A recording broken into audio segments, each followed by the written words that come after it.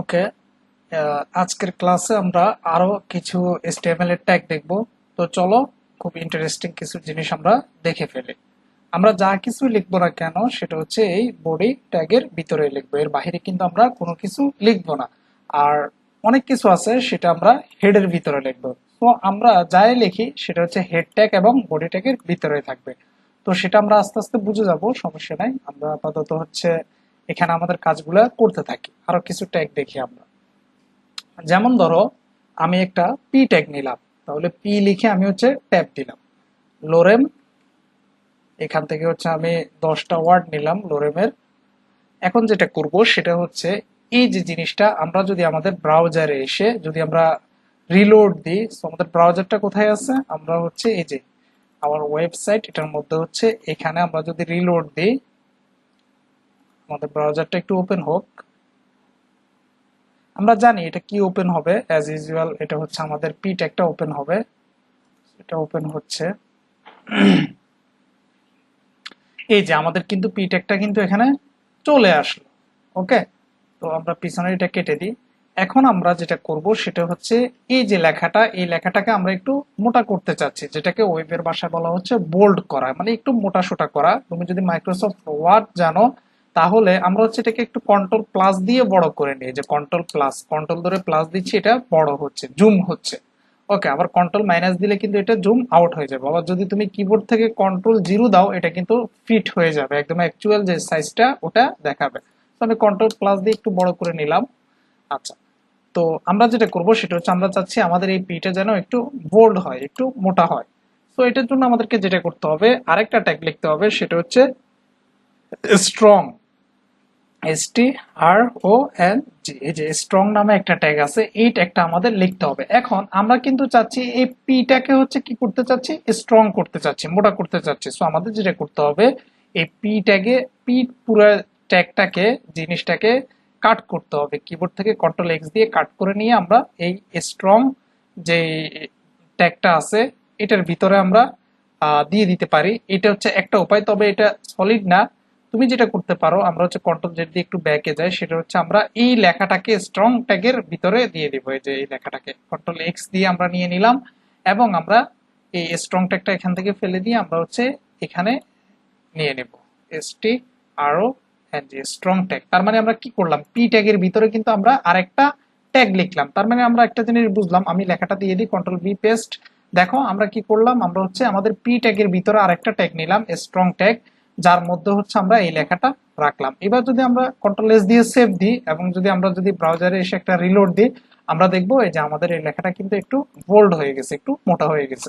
তো আমরা যেটা বুঝলাম সেটা হচ্ছে আমরা HTML এ একটা ট্যাগের ভিতরেও কিন্তু আরেকটা ট্যাগ ইউজ করতে পারি, আবার তার ভিতরে আবার আরেকটা ট্যাগ, মানে ইচ্ছা মতো তুমি ইউজ করতে পারবা। তো আপাতত তুমি এভাবে করতে থাকো, পরে হচ্ছে তুমি অ্যাডভান্সে গেলে আরো সুন্দর করে করতে পারবা।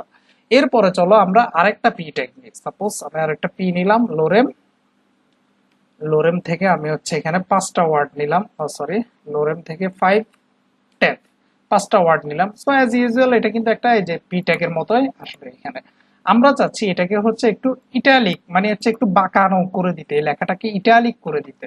তো তোমাকে অবশ্যই মাইক্রোসফট ওয়ার্ড কিন্তু জানতে হবে, এবং হচ্ছে খুব ভালো টাইপ জানতে হবে। তুমি প্রোগ্রামার হবা, ডেভেলপার হবা, তুমি দেখে দেখে ABCD এভাবে টাইপ করলে কিন্তু তুমি ভালো প্রোগ্রামার হতে পারবে না। তোমাকে কিন্তু টাইপটা কিন্তু শিখে নিতে হবে খুব দ্রুত। হ্যাঁ, আর যেহেতু তুমি বাঙালি, তোমাকে কিন্তু বাংলা এবং ইংরেজি টাইপ দুটোটাই শিখে নিতে হবে। ওকে। তো তুমি এখন চাচ্ছ এটাকে হচ্ছে ইটালিক করে দিতে, মানে এটা একটু বাঁকা হয়ে যাবে। তো এটার জন্য তোমাকে যেটা করতে হবে, তুমি একটা কাজ করতে পারো, এই পি ট্যাগের ভিতরে তুমি এই লেখাটাকে হচ্ছে তুমি জাস্ট কাট করে নিয়ে নাও কন্ট্রোল এক্স দিয়ে। তুমি এখানে আরেকটা ট্যাগ লিখতে পারো, যেমন সেটা হচ্ছে কি ট্যাগ, ইএম, মানে হচ্ছে ইটালিক ট্যাগ বলে এটাকে, ইএম বলে। এটা আগে আই ট্যাগ ইউজ হইতো, কিন্তু HTML5 এ এখন এটা ইএম হয়ে গেছে। তো এই ট্যাগের ভিতরে যদি তুমি লেখাটা দিয়ে দিয়ে কন্ট্রোল এস দিয়ে সেভ দাও, এবার যদি তুমি তোমার ব্রাউজারে এসে রিলোড দাও, দেখো এই যে এটা কিন্তু একটু বাঁকানো হয়ে গেল। তো আমরা কিন্তু এখানে দুটো স্টাইল করে ফেললাম, আমাদের পি ট্যাগটা খুব ভালো। ওকে, তারপর আমরা যেটা করব, চলো আরো কিছু ট্যাগ দেখি আমরা আজকে। আমরা যেটা করব সেটা হচ্ছে আমরা একটু এটাকে কি বলে, আমরা এই সেম জিনিসটাকে কিন্তু আরেকটু অন্যভাবেও করতে পারি। আমরা হচ্ছে এই যে স্ট্রং ট্যাগের জায়গায় বি ট্যাগ ইউজ করতে পারি। সো এটা এখন HTML5 এ ইউজ হয় না, আমরা এটা করব না। আমরা চাচ্ছি আমরা আরেকটা পি ট্যাগ নিই। তো আমরা একটা পি ট্যাগ নিলাম, লোরেম। ওকে, লোরেম 5টা ওয়ার্ড নিয়ে আমরা ট্যাব দিলাম। তো আমরা চাচ্ছি আমাদের এই লেখাটার নিচে একটা আন্ডারলাইন হবে, মানে একটা লাইন হবে নিচে। কন্ট্রোল এক্স দিয়ে আমরা এটা কেটে নিলাম এবং একটা হচ্ছে ইউ ট্যাগ নিলাম আমরা, ঠিক আছে। এই ইউ ট্যাগের ভিতরে আমরা কন্ট্রোল বি দিয়ে এটা পেস্ট করে দিলাম। তুমি ইউ লিখে ট্যাব দিলেই কিন্তু ট্যাগগুলা চলে আসবে। ওকে, তো তুমি যদি এবার রিলোড দাও, দেখো এই যে লেখাটার নিচে কিন্তু একটা আন্ডারলাইন চলে আসছে। আবার তুমি ওভারলাইনও আনতে পারবা, সেটা আমরা সিএসএস দিয়ে পরে দেখবো, এখন ওটা নিয়ে এত টেনশন করার কিছু নাই। আচ্ছা, তারপরে চলো আমরা আরো ট্যাগ দেখি। সাপোজ মনে করো তুমি কোনো একটা লেখাকে কেটে দিতে চাচ্ছ, তুমি একটা পি ট্যাগ নিলা, এরকম সাপোজ মনে করো পি ট্যাগ নিলা, এখানে লিখলা হচ্ছে ডিলেট, ডিলেট, এই লেখাটা তুমি লিখলা। এখন এটা কিন্তু পি ট্যাগের মধ্যে কিন্তু তুমি ডিলেট দিলে কিন্তু এটা কিন্তু এরকম স্বাভাবিক পি ট্যাগ আসবে। তুমি চাচ্ছ এটা মাঝখান দিয়ে কেটে দিতে লেখাটা, তো তুমি যেটা করতে পারো, এটাকে তুমি ডিল নামক একটা ট্যাগ আছে, এই ট্যাগের মধ্যে রাখতে পারো।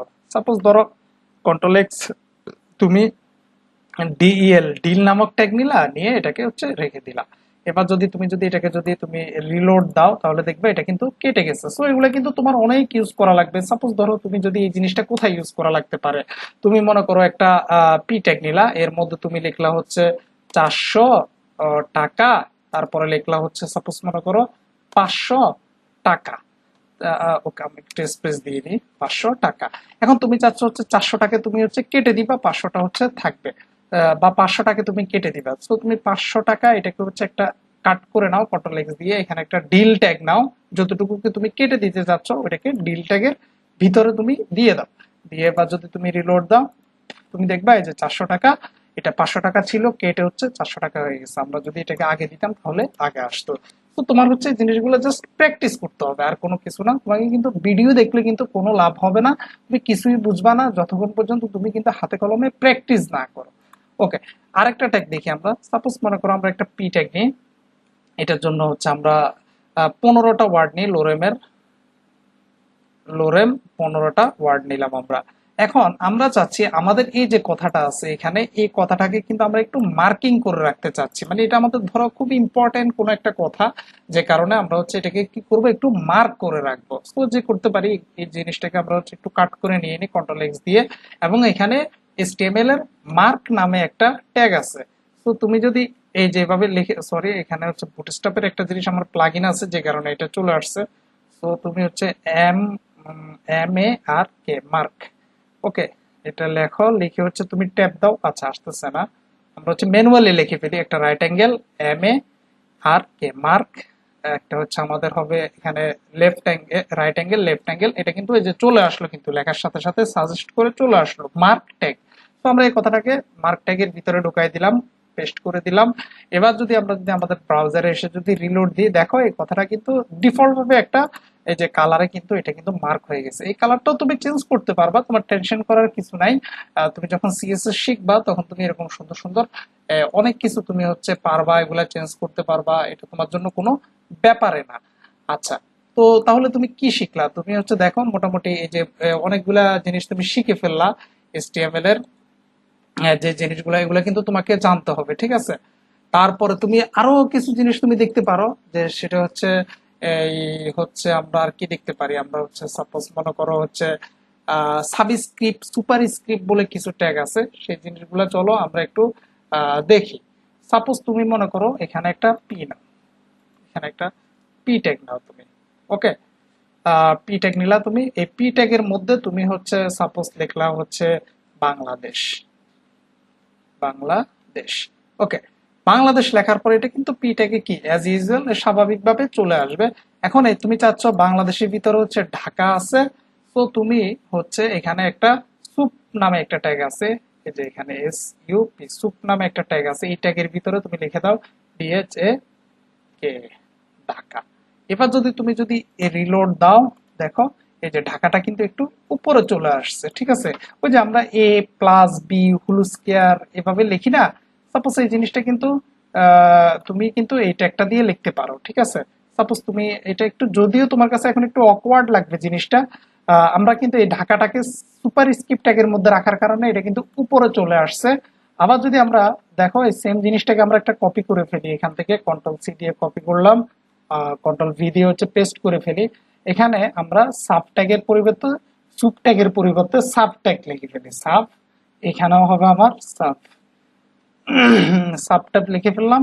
এবার দেখো এটা কিন্তু নিচে আসবে পরেরটাতে, দেখো এই যে ঢাকাটা কিন্তু একটু নিচে চলে আসছে। তো তুমি কিন্তু লিখতে পারো এই প্লাস বি হোল স্কয়ারের সূত্রটা এখন তুমি লিখে ফেলতে পারো। সাপোজ তুমি একটা পি ট্যাগ নিলা, এখানে একটা পি ট্যাগ নিলা, তুমি লিখলা হচ্ছে এ, তারপর হচ্ছে তুমি হচ্ছে এটাকে হচ্ছে তোমার যেহেতু প্যারেনথিসিস মানে ফার্স্ট ব্র্যাকেটের মধ্যে রাখতে হবে, তো তুমি এখানে রাখো যে এ, তারপর হচ্ছে প্লাস, এরপর হচ্ছে বি, এরপর হবে তোমার কিন্তু এখানে একটা হোল স্কয়ার হবে। তো তুমি কিন্তু এটাকে সুপ ট্যাগের ভিতরে ঢুকাই দিতে পারো। সাপোজ তুমি এটাকে সুপ ট্যাগের ভিতরে ঢুকাই দিলা, সুপ ট্যাগটা আসছে না কেন, আমরা একটা স্পেস দিয়ে নিই, এসইউপি সুপ।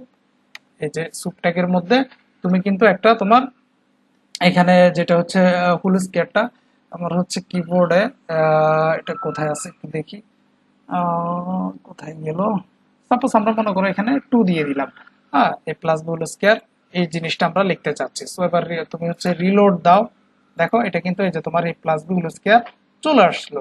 তারপর হচ্ছে তুমি আবার এ স্কয়ার নিতে চাচ্ছ, সো এখান থেকে তুমি যেটা করতে পারো সেটা হচ্ছে তুমি আবার এখানে হচ্ছে এ দাও, হ্যাঁ, এ স্কয়ার দাও, এ দিয়ে আবার তুমি হচ্ছে সুপ ট্যাগটা লেখো, এসইউপি সুপ লিখে এ স্কয়ার তুমি দাও, এই যে হচ্ছে 2 দিয়ে দাও এ স্কয়ার, তারপরে তুমি দিয়ে দাও হচ্ছে এখানে হচ্ছে সুপ ট্যাগের পরে তুমি দিয়ে দাও প্লাস, তারপর হচ্ছে তোমার দিয়ে দিতে পারো 2 এ বি, তারপরে হচ্ছে তোমার প্লাস, এরপরে তোমার আবার সুপ ট্যাগটা দিয়ে দাও তুমি এখানে বি স্কয়ার, তাহলে স্কয়ারটা তো তোমার সুপ ট্যাগের ভিতরে রাখতে হবে।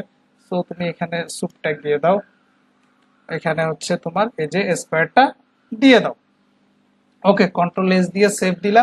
এবার যদি তুমি রিলোড দাও, দেখো এই যে এ প্লাস বি হোল স্কয়ার আমি এখানে ইকুয়াল টু দিতে ভুলে গেলাম, সো আমি হচ্ছে এখানে একটা plus b whole square equal to, এখানে হচ্ছে আমরা একটা ইকুয়াল ব্যবহার করি, সরি ডবল ইকুয়াল না।